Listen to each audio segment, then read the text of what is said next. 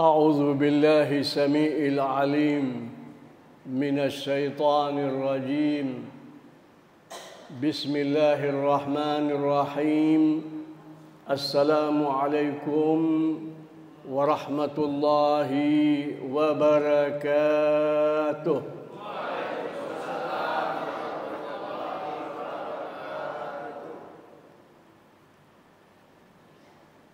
الحمد لله رب العالمين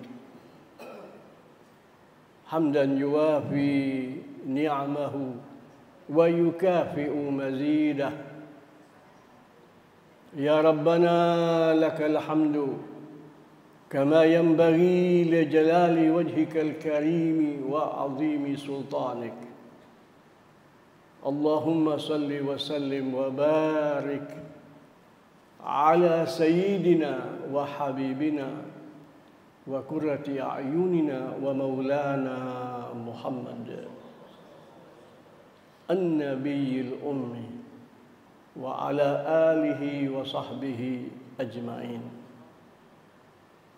Ibu-ibu, bapak-bapak, muslimin, muslimat, rahimakumullah.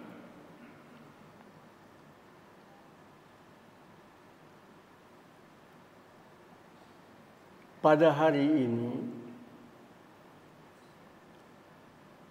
dalam pengajian kita ini, kita berbicara tentang jihad. Jihad yang paling khusus, jihad yang paling agung.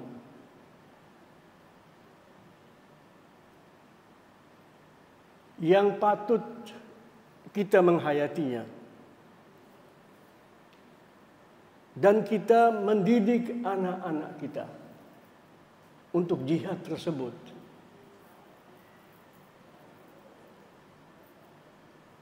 Sehingga dengan mudah kita memahami yang sepertinya banyak di antara kaum muslimin tidak memahami kata-kata jihad. Selalu dikaitkan kata-kata jihad dengan mengangkat senjata, berhadapan dengan musuh. Itu benar, itu salah satu maknanya, salah satu jangkauan maknanya, dimensi maknanya. Tetapi jihad yang paling agung dan paling mulia adalah menyampaikan pesan-pesan Allah, membacakan Al-Quran kepada umat manusia. Itu pun bertingkat-tingkat. Yang akan saya bicarakan pada saat ini adalah tingkatan yang tertinggi di antara jihad yang teragung.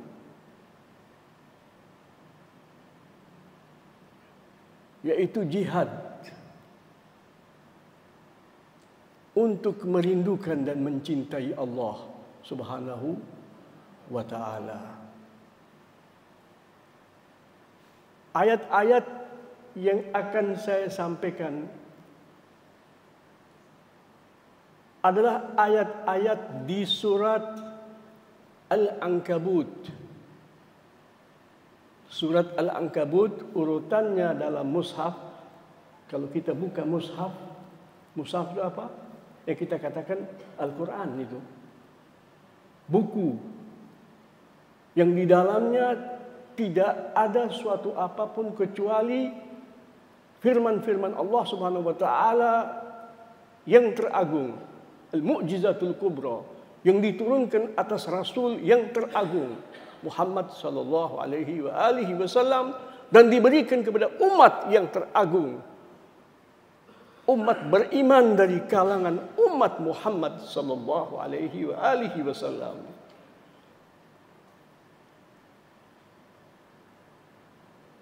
Seyogianya kita semua sudah tahu bahwa umat Nabi Muhammad itu bukan muslimin saja, bukan. Kita ini sudah menjadi muslimin sekian tahun, puluhan tahun. Kalau sampai detik ini kita tidak tahu siapa-siapa saja umat Nabi Muhammad, itu kan aneh itu. Itu menunjukkan ketidakpedulian kita terhadap siapa itu Muhammad sallallahu alaihi wasallam. Ketidakpedulian kita terhadap siapa dia yang mengutus Rasulullah sallallahu alaihi wasallam. Yang dengannya kita dimuliakan oleh Allah Subhanahu wa taala dengan pemuliaan yang khusus.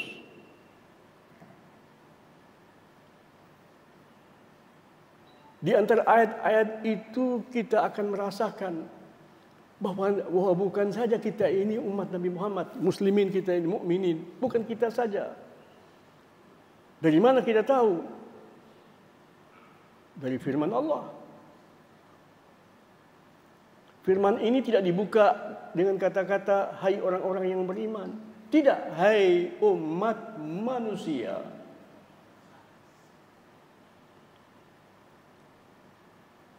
Ayat-ayatnya turun di Mekah.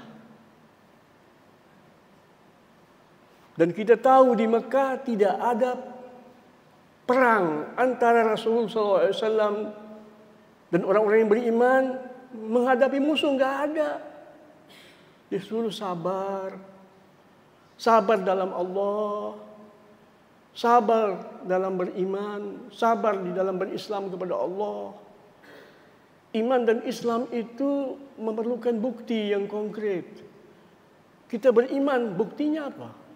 Kita berislam kepada Allah Subhanahu wa taala, buktinya apa? Sabar pun tidak mau.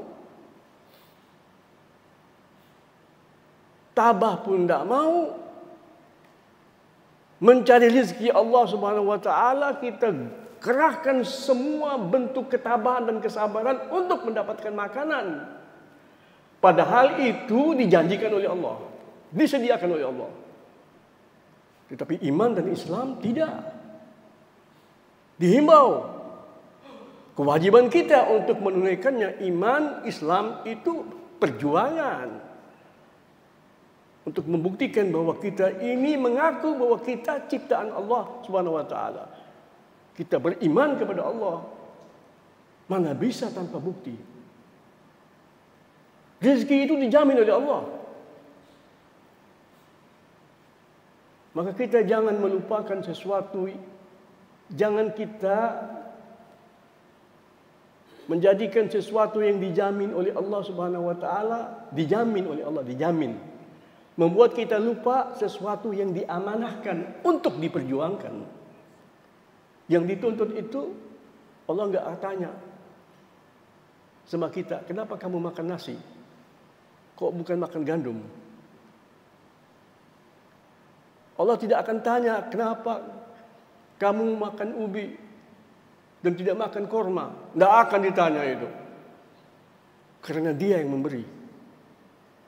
Dia yang mensiapkan di mana kita lahir, di mana rezeki kita. Dia, Allah. Tetapi kita akan ditanya, kenapa kamu tidak berbuat seperti Nabiku berbuat? Ditanya itu. Saya utus dia untuk jadi guru kamu, mengajarkan kepada kamu, membaca kepada kamu firman-firmanku. Kenapa kamu tidak tiru dia? Itu yang ditanya kepada kita. Kita anaknya siapa? Lahir di Sumatera apa di Jawa? Tidak ditanya itu. Kulit kita putih, kuning, sawo matang, ukuran tubuh kita sekian, tidak akan ditanya oleh Allah Subhanahu wa taala. Jadi ada masalah yang bakal ditanya. Kenapa? Kok begitu? Itu yang ditanya. Salah satunya adalah jihad. Jihad ini. Nah. Surat Al-Ankabut turun di Mekah. Jadi belum ada terjadi di sana peperangan sama sekali. Yang kita tahu secara umum, secara gampang, jihad itu berhadapan dengan musuh. Itu betul. Menunjukkan apa? jihad itu bermacam-macam. Termasuk berbakti kepada kedua orang tua, jihad. Subhanallah, supaya ibu-ibu tahu, Allah berpesan kepada anak-anak manusia untuk menghormati ibu, untuk sayang sama ibu, untuk memperlakukan ibu beda dengan ayah, dibedain. Jangan sama ibu kamu lebih sabar. Kamu harus lebih lembut. Ibu-ibu ini kalau baca ini ayat-ayat begini, dia akan tahu bahwa yang memuliakan dia, benar-benar memuliakan dia itu Allah Subhanahu wa taala, bukan siapa-siapa. Pasti ibu-ibu akan tergerak, terkagum-kagum cinta kepada Allah dan mendidik anaknya untuk cinta kepada Allah. Itu pelajaran pertama. Maka keinginannya bukan anaknya nanti berduit, enggak. Bagaimana menjadi hamba yang betul, yang benar terhadap Allah Subhanahu wa taala. Karena Allah yang menjanjikan itu. Maka Nabi kita yang menyatakan al-jannatu tahta aqdamil ummahat, bahwa surga itu berada di bawah telapak kaki ibu. Kalau kita cari ibu tidak punya surga, bagaimana anak di situ?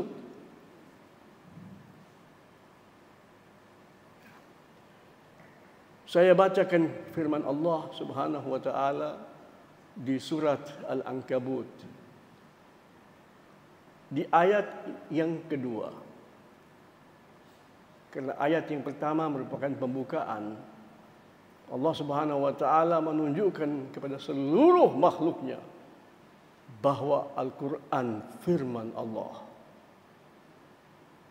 Tidak ada makhluk yang dapat berbicara seperti Allah berbicara.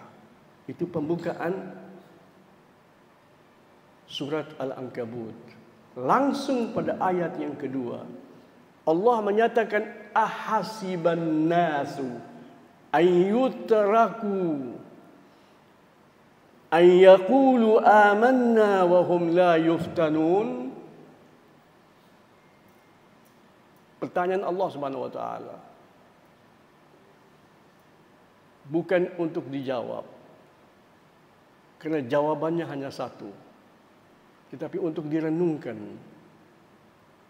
Yang makna ayat itu adalah apakah manusia-manusia, bukan orang yang beriman ya, seluruh manusia, tentu termasuk di dalamnya yang beriman.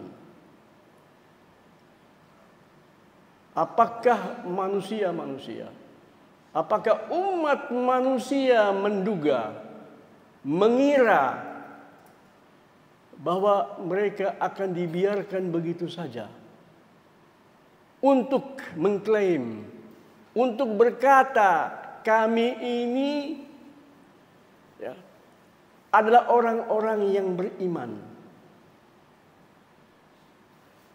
Seakan-akan maknanya apa?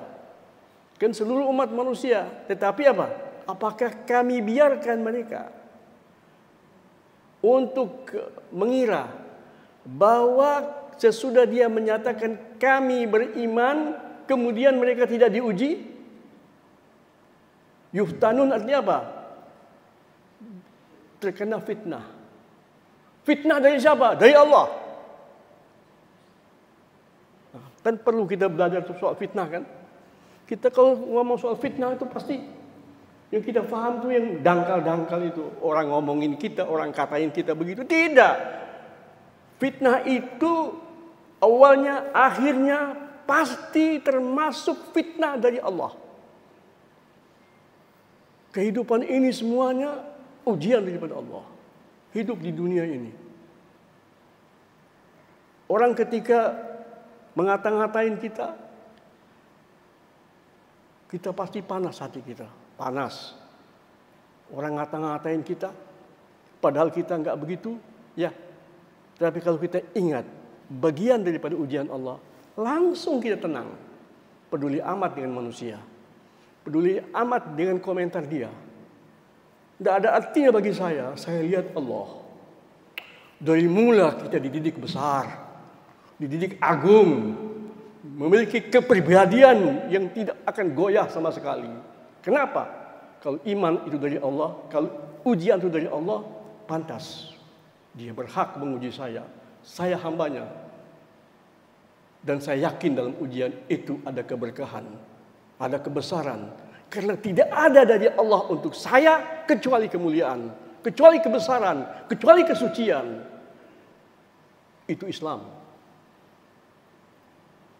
Karena kita hanya melihat Allah Subhanahu wa taala. Apakah kita tidak perlu melihat sesama manusia? Perlu. Tapi begitu kita melihat Allah, tidak akan kelihatan manusia itu.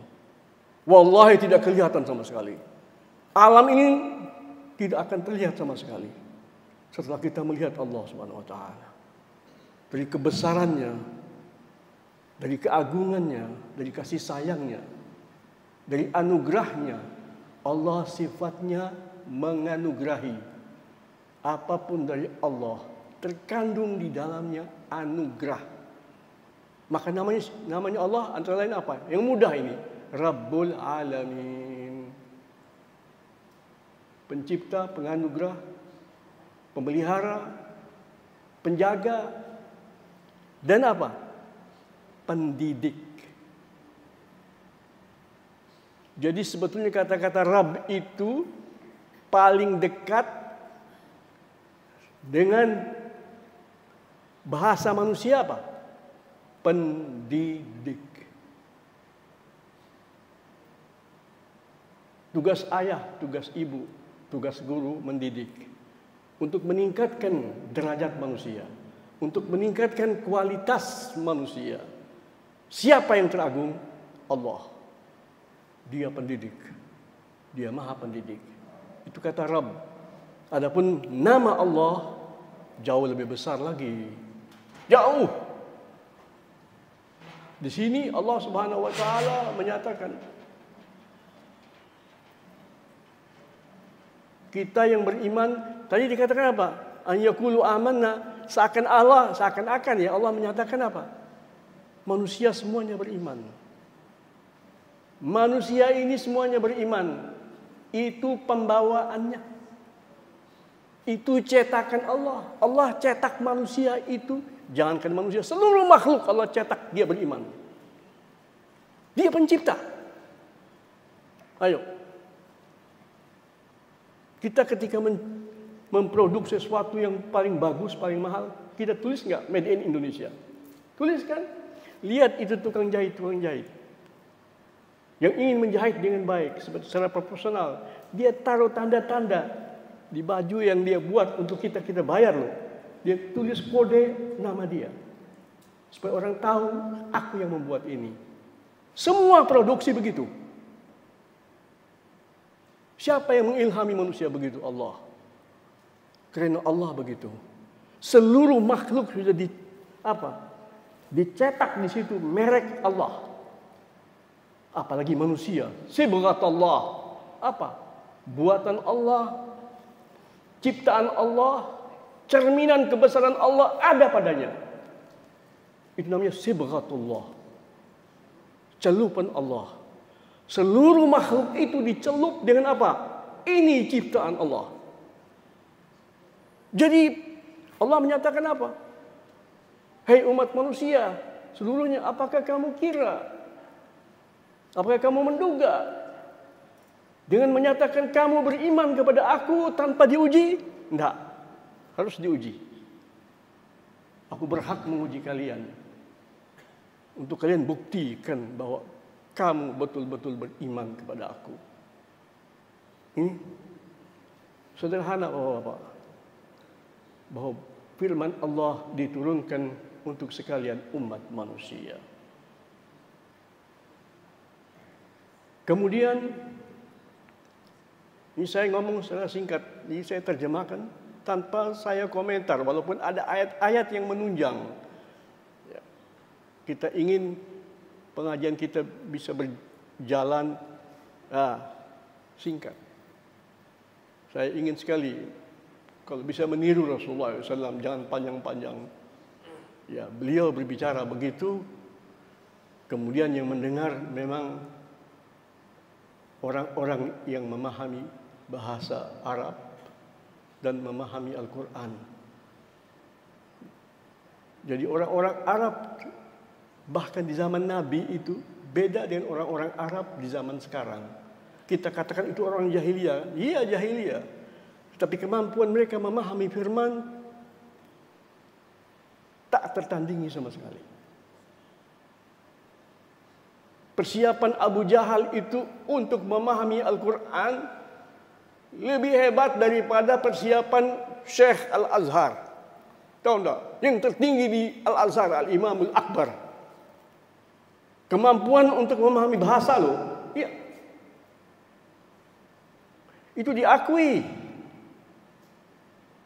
oleh para ahli-ahli bahasa. Dengan apa? Dengan ketika mentelaah ucapan-ucapan mereka, luar biasa mereka punya bahasa ketika berbicara. Tetapi kalau dia tidak beriman, dia tidak beriman. Karena beriman itu terpulang kepada hamba itu sendiri. Maukah dia menunaikan amanah Allah? Allah menciptakan dia sebagai orang yang beriman. Maukah dia mau menjaga keimanan? Sedangkan dia berhadapan dengan ujian-ujian kehidupan. Jadi ujian kehidupan itu berlaku kepada seluruh manusia. Zaman dulu, zaman sekarang, dan zaman yang akan datang, yang akan dialami oleh anak cucu kita. Sama, tidak berubah. Itu ketentuan Allah Subhanahu wa ta'ala. Kemudian, ya, manusia ini persiapannya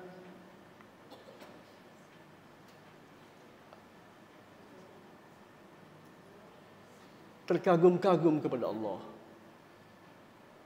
Itu persiapan manusia dari mula. Jadi jangan dikira ya bahwa para nabi-nabi itu yang berperan mendidik umat manusia dari kebodohan menuju kepada pengetahuan. Kita mengatakan begitu, itu perbandingan. Kemarin itu keadaannya buruk sekali. Sekarang juga masih buruk, tapi kemarin lebih buruk, lebih buruk. Datang itu nabi-nabi untuk apa? Mengadakan renovasi pemikiran manusia. Itu saja. Tapi manusia itu persiapannya dari siapa? Dari Allah. Dari Allah Subhanahu wa ta'ala. Ingat baik-baik tuh. Itu dia dalam Al-Quran tuh berhamburan ayat-ayat yang begitu. Kita kan lebih banyak belajar fikih. Fikih siang malam. Ya. Padahal fikih itu kita tiru imam sholat. Alhamdulillah selamat kita. Ya. Ada yang membaca Al-Quran dengan baik, terus kita menjadi makmum. Alhamdulillah. Perhatikan, banyak anak-anak kita sekarang yang baru belajar itu menghafal Quran, itu bacaannya lebih baik daripada bacaan kita loh. Dia jadi imam, sudah. Apalagi kalau sudah balik dia, umur 14 tahun, sudah balik sekarang ini ya. 14 tahun dia jadi imam, bagus bacaannya. Tidak ada masalah. Dari awal sampai akhir bacaannya, sholat kita baik. Berjamaah, dapat pahala jamaah.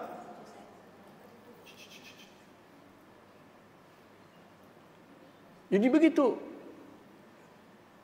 Fir'aun itu bertanya sama Musa. Fir'aun itu bukan nama loh. Fir'aun itu titel. Kalau kita apa? Apa? Raja di raja. Nah, presiden, panglima tertinggi. Zaman sekarang, Fir'aun itu artinya begitu. Jadi Fir'aun di zaman Nabi Musa itu, kata-kata Fir'aun itu panggilan kehormatan. Itu pun Allah Subhanahu wa ta'ala ketika mengutus Musa alaihissalam, Allah menyebutnya dengan apa? Julukannya Fir'aun. Idhaba ila Fir'auna. Pergi kamu berdua, Musa dan Harun, kepada Fir'aun. Apa Fir'aun? Raja di Mesir. Datang. Fir'aun dengan segala kesombongannya bertanya sama Musa, "Man rabbukuma?" siapa Tuhan yang kamu sembah itu? Siapa Tuhan yang kamu katakan kamu adalah hamba-hambanya? Siapa dia? Lihat Musa menjawab apa? Bukan mengatakan apa? Tuhan kami berdua, enggak. Rabbuna, Tuhan kita. Tuhan kamu dan Tuhan saya dan Tuhan saudara saya. Tuhan kita semua. Rabbuna alladhi a'ta kulla syai'in khalqahu thumma hada. Tuhan kami ini adalah Maha Pencipta yang menciptakan seluruh makhluknya. Itu maknanya begitu. Kemudian Allah itu menganugerahi, a'ta, memberi, menganugerahi setiap ciptaannya bagaimana dia berfungsi dengan baik. Termasuk apa? Bagaimana dia berfungsi sebagai ciptaan Allah. Semua makhluk. Jadi sudah dipersiapkan oleh Allah. Tsumma hada. Kemudian dia juga yang meningkatkan derajat makhluk-makhluk itu. Meningkatkan kualitas makhluk itu. Ini firman Allah Subhanahu wa taala di surat Thaha ayat 50. Jadi manusia sudah memiliki persiapan. Jadi kalau manusia ini dia merenung, tiba-tiba dia sudah ada di muka bumi ini. Dan bumi sudah disiapkan untuk dia tinggal. Dia dipayungi oleh langit. Di sana ada matahari yang menyinarinya. Di sana ada bintang. Ketika matahari itu tenggelam, muncul bintang, muncul bulan yang menyinari kehidupannya dengan sinar yang sejuk. Sesuai dengan apa? Dengan waktu istirahat yang diperlukan oleh manusia di malam hari. Itu semuanya pemberian Allah Subhanahu wa taala. Manusia itu memiliki pembawaan berbudi, pembawaan berakhlak manusia itu. Maka dia akan kagum kepada Allah Subhanahu wa taala. Ketika dia disibukkan oleh dunia, mencari rezeki, dia bisa terlena dan terlupa. Tidak ingat sama Allah Subhanahu wa taala yang memberikan kepadanya kehidupan per detik, per sekon. Kita diberikan oleh Allah itu bernafas, kemampuan bernafas. Allah tidak menciptakan kita digital loh. Dengan demikian kita bernafas otomatis. Tidak. Nafas yang Allah masukkan kepada diri kita itu dimasukkan oleh Allah pada saatnya. Ketika kita berhembus, Allah keluarkan. Jadi Allah Subhanahu wa taala itu berfungsi. Itu namanya Al-Qayyum. Apa Al-Qayyum? Dia mengatur terus hambanya. Dia mengurusi hambanya terus. Dia tidak menciptakan kita digital loh, bukan. Tetapi memang badan kita memiliki persiapan seakan-akan digital. Itu kenapa? Kemampuan Allah Subhanahu wa taala. Jadi digital yang dibuat oleh manusia tidak setingkat ciptaan Allah Subhanahu wa taala. Yang menyatakan begini siapa? Allah. Kulla yaumin huwa fi sya'nin. Di setiap detik yang paling kecil, di setiap sekon, Allah itu berbuat sesuatu yang agung, yang besar untuk setiap makhluknya.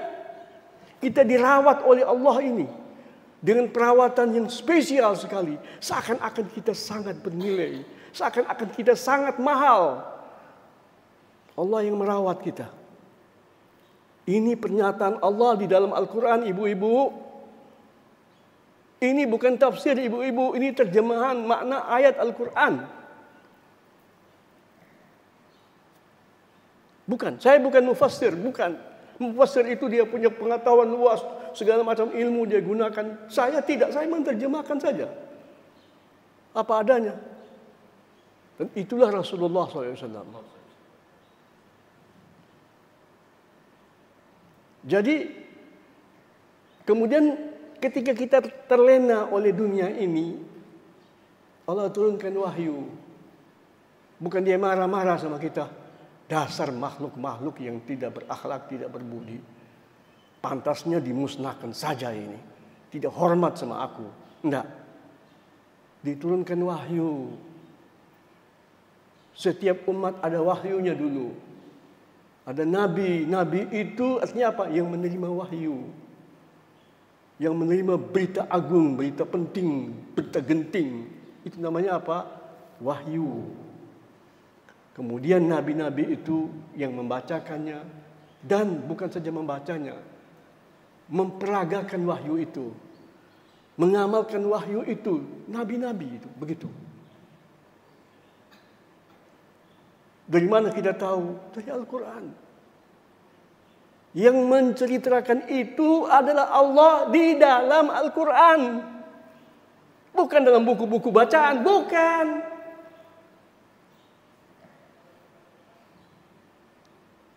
Oleh karena itu, kita kembali ingat sama Allah. Kita kembali terkagum-kagum kepada Allah dan kembali mencintainya. Lewat apa? Informasi wahyu. Dan pembacaan wahyu oleh nabi-nabi. Dan nabi-nabi itu tumbuh demikian.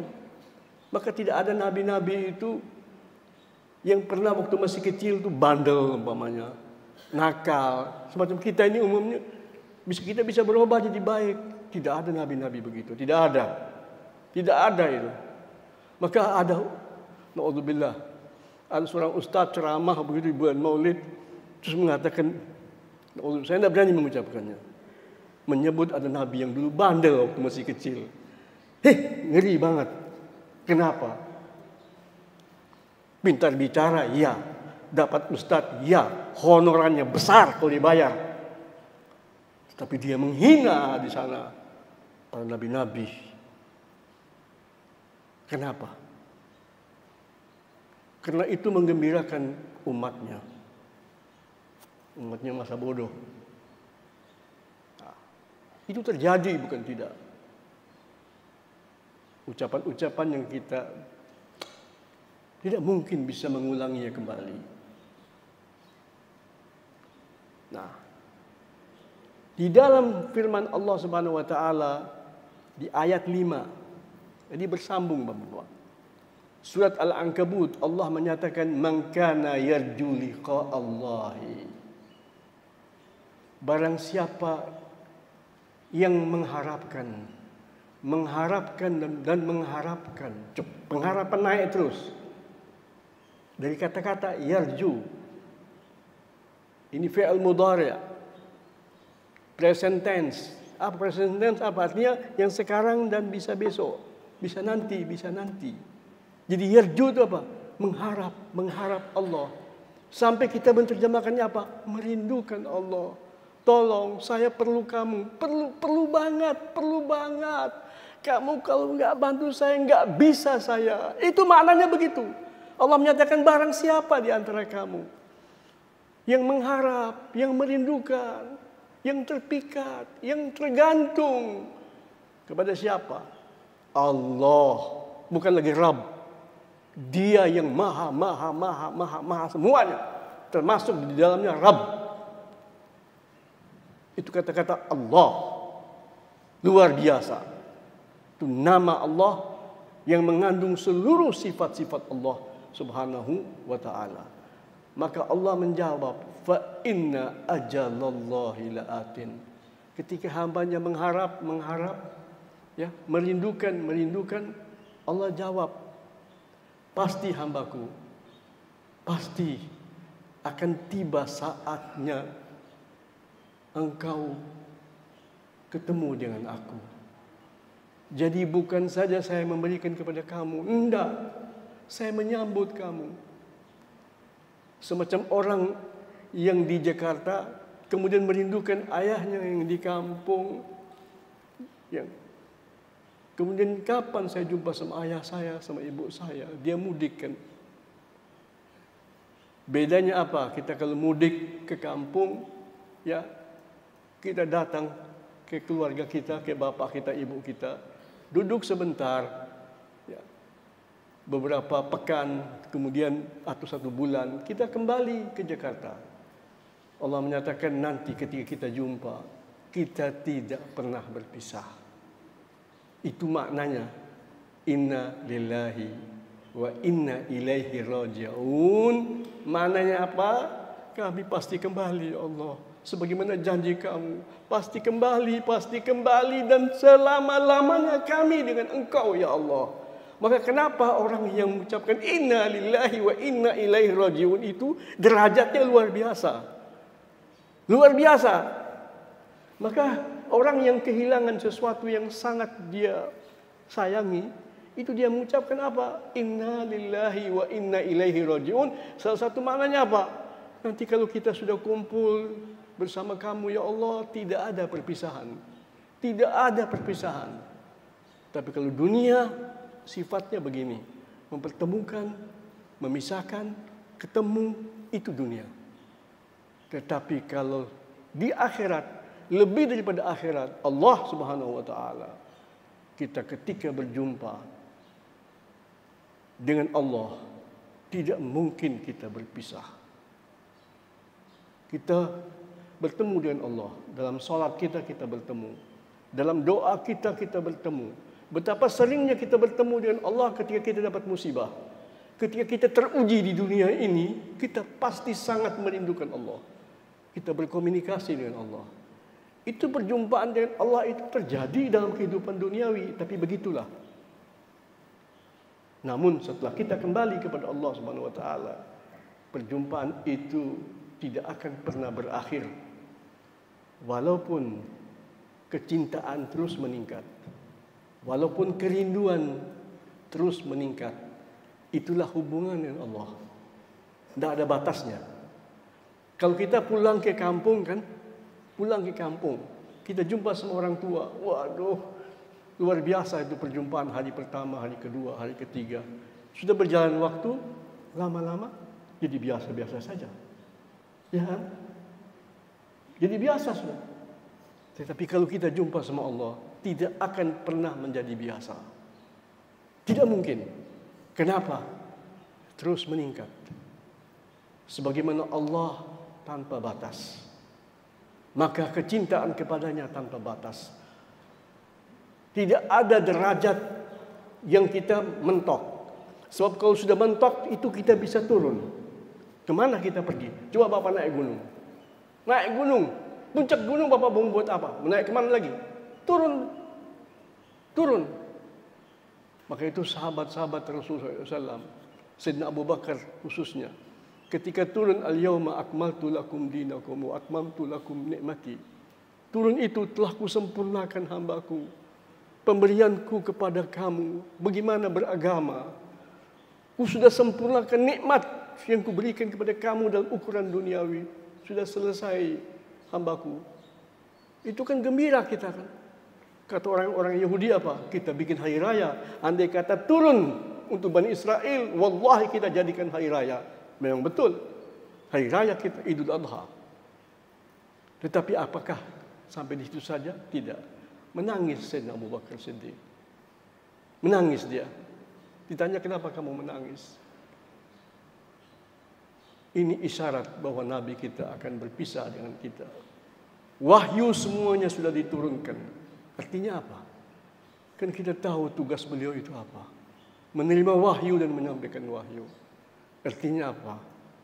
Kalau sudah selesai wahyu yang beliau terima, ya Allah akan panggil dia pulang. Sudah cukup. Allah Subhanahu wa taala yang akan menangani makhluknya langsung. Menangis Sayyidina Abu Bakar Siddiq.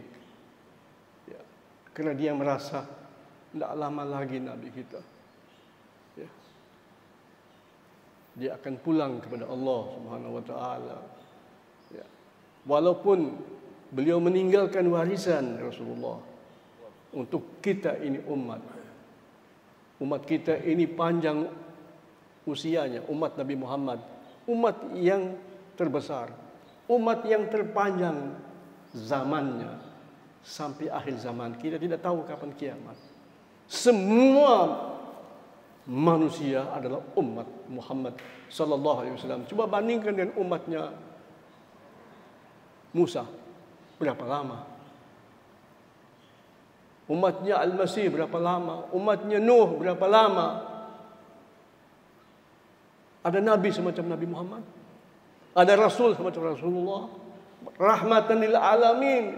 Allah buktikan secara konkret. Dalam keadaan duniawi kita sudah menyaksikan bahwa dia memang rahmatan lil alamin. Wahyunya terjaga. Tidak akan hilang itu Al-Quran sama sekali. Dan tidak ada kekuatan yang bisa merubah. Satu huruf pun tidak bisa dirubah. Itu jaminan Allah. Bukan kehebatan muslimin. Tidak. Itulah wahyu yang diturunkan atas Nabi Khataman Nabiyyin Muhammad sallallahu alaihi wa alihi wasallam. Jadi Allah Subhanahu wa taala menyatakan apa? Hambaku kau rindu kepada aku. Aku bersumpah kita pasti ketemu dan aku rindu kepada kamu. Yang tidak suka berjumpa dengan Allah pasti kembali. Tetapi Allah tidak mencintainya seperti dia tidak mencintai Allah. Allah tidak merindukannya sebagaimana kita merindukan Allah Subhanahu wa taala. Ini luar biasa bobotnya ayat ini. Bobotnya ayat ini, ibu-ibu sekalian, bapak-bapak, ya. Fa inna ajalallahi la'atin. Allah tutup ayatnya, wa huwas samiul alim. Dan Allah itu Maha mendengar. Sebab kita itu ketika rindu kita ngomong kadang-kadang. Kita bilang ya Allah, kita bawa ayat-ayat Al-Quran yang kita terjemahkan dalam arti kita rindu ya Allah. Sami'na wa ata'na, kami dengar wajanganmu, kami dengar pesanmu dan kami mau begitu. Itu namanya apa? Sami'na wa ata'na. Kami dengar dan kami patuh, kami laksanakan ya Allah. Al-Alim, yang tahu persis, Maha mengetahui isi hati kamu. Jadi ada kalanya orang tidak mampu ngomong sama Allah, tidak mampu berdoa dengan bahasa yang betul. Hatinya berbicara. Allah bilang, kamu tidak mampu berbicara. Aku pun mengetahui isi hati kamu. Kita tidak sembarangan menyembah Tuhan. Tuhan kita ini memang Tuhan sejati. Bukan Tuhan-Tuhan palsu yang kita pasang. Enggak. Itulah Allah Subhanahu wa ta'ala. Kemudian ayat berikutnya, Bapak-bapak ya. Ini kita mempercepat nih. Wa man jahada fa innama yujahidu li nafsihi. Jahada, barang siapa yang berjihad.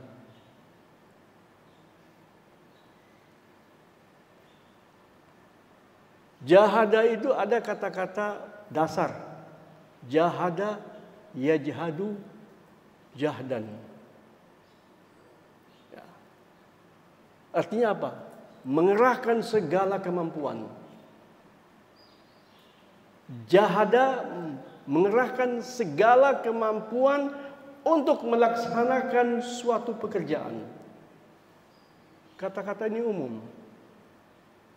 Jahada yajhadu jahdan. Al-jahdu artinya mengerahkan segala daya, segala kemampuan. Jadi para profesional itu orang yang membuat sepatu, supaya sepatunya itu mahal harganya. Dia pasang merek di situ, ya. Bahwa itu produk dia. Dia akan buat sepatu itu sebaik mungkin, sebagus mungkin. Mahal, harganya mahal. Ya, karena yang membuatnya seorang profesional. Itu al-jahad, segala macam pekerjaan yang kita lakukan. Jika kita lakukan dengan serius, hasilnya menjadi baik. Itu kata-kata jahada yajhadu.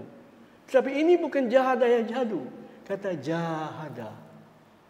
Artinya apa? Ada lawannya. Jahada yujahidu mujahadatan. Maka itu biasanya difahami apa? Benturan kekuatan. Perang dengan tangan kosong atau perang dengan senjata. Tetapi ada lawannya. Jahada yujahidu. Jadi ada dua orang yang saling berjihad, saling mengerahkan tenaga, mengerahkan kekuatan. Nah, ini sama siapa ini? Jihad di sini. Dengan diri kita sendiri. Nanti kita mengkajinya, ya, kita ambil contoh-contoh. Dan kita ambil contoh dari Al-Quran. Jadi mudah Bapak-Bapak, komplit Al-Quran itu. Ya, kita hanya mengukir Al-Quran. Kenapa Allah mengatakan waman jahada? Kita ingin ini kita terjemahkan dengan Al-Quran.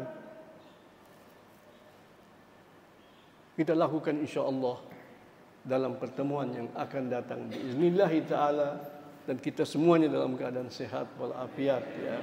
Tetap dalam pengampunan Allah Subhanahu wa taala yang kita harapkan, dan kita memohon taufik dari Allah Subhanahu wa taala untuk kita semuanya. Ya Allah biha, ya Allah biha, ya Allah bihusnil khatimah. Ya Allah biha, ya Allah biha, ya Allah bihusnil khatimah. Ya Allah biha, ya Allah biha, ya Allah bihusnil khatimah. Ya Allah biha, ya Allah biha, ya Allah bihusnil khatimah. Alhamdulillahi Rabbil Alamin. Wassalatu wassalamu ala ashrafil anbiya'i wal mursalin Sayyidina Muhammadin wa ala alihi wa sahbihi ajma'in. Allahumma innaka afuwun karimun tuhibbul afwa fa'fu anna. Allahumma innaka afuwun karimun tuhibbul afwa fa'fu anna. Allahumma innaka afuwun karimun tuhibbul afwa fa'fu anna. Ya Allah Tuhan kami, kepadamu saja kami mengucapkan apa yang diucapkan oleh Nabi kami kepadamu, apa yang diwariskan oleh Nabi kami kepada kami. Engkau ya Allah Maha Pemaaf, Engkau sebelumnya Maha Pengampun. Dengan pengampunanmu Engkau tutup dosa-dosa kami, kesalahan kami. Tetapi kemudian Allah Engkau memaafkan kami. Yang Engkau tutup itu Engkau sempurnakan lagi untuk menjadi lebih indah daripada sebelumnya. Biasa badan yang terluka, ditutup lukanya ada bekasnya ya Allah. Tetapi Engkau ketika menutup, di atas tutupan itu ya Allah, Engkau letakkan pemaafanmu menjadi hilang sama sekali. Kemudian Engkau membuatnya lebih indah daripada sebelumnya. Itulah Engkau ya Allah. Maka kepada Engkau kami berkata, Engkau Maha Pemaaf. Maha Pemaaf ya Allah. Maha Dermawan. Pemaaf, dan di atas pemaafan Engkau berikan kepada kami.